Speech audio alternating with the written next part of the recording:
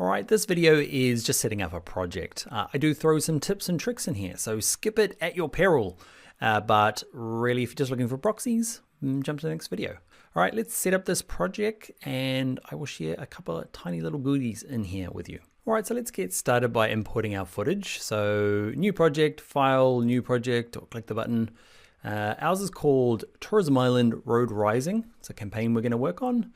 I'm gonna browse and I'm gonna put it inside of my exercise files, which is on my desktop, inside Tourism Island, and let's all put it inside project files. That's my file structure that I use quite often. Okay, great for small projects.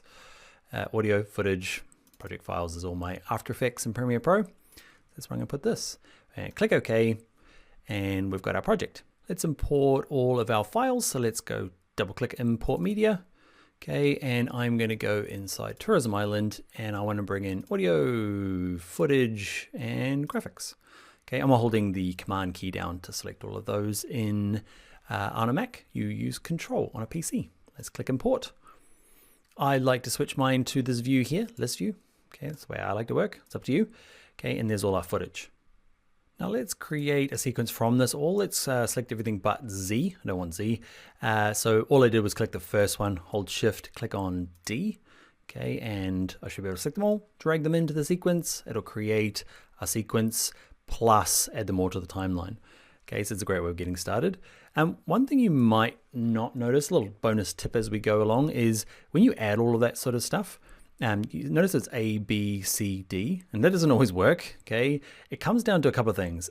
A, if you've ordered by name or frame rate, okay, whatever the frame rate is or media stuff, whatever you ordered your footage by, it will use that as the kind of first to last, okay? And also if you are by name, it is still A, B, C, but if I select D first, so let's undo this, I'm undoing. So I select D first, I've got ordered by name, select D first, hold Shift, click A. Because I did it that way around, watch what happens when I create the sequence. You end up with D first. I don't know. That was confusing for me for a long time. You can use it to your power. Okay, so just make sure you're a selected name and you're reordered nicely. So that works for me, except I want to start with A to D. Let's do that. We can leave Z off for the moment or just delete it off the end. Let's rename our sequence. This one's called Tourism Island. This is our Road Rising 30 seconds version. Okay, we're gonna do a couple of different sizes, but that's our 30-second version. Exciting. Now I'm inside of footage. I'm gonna drag it just to the left. If you ever wondered how to like reorder that stuff, it can be a bit annoying. Just drag it to the left and it will come out.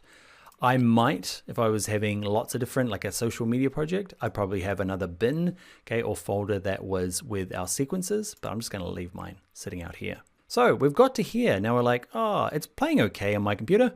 Okay, it's not playing okay. It's because I got the screen recorder on. It's not even trying, look at it.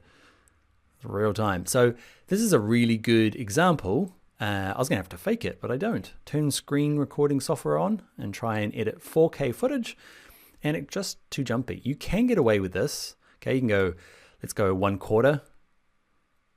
Okay, you're like, yeah, it's doing it. Okay, but even then, sometimes if the codec is not right, your computer just won't like it. If it's on full or on a 16th, it won't do it.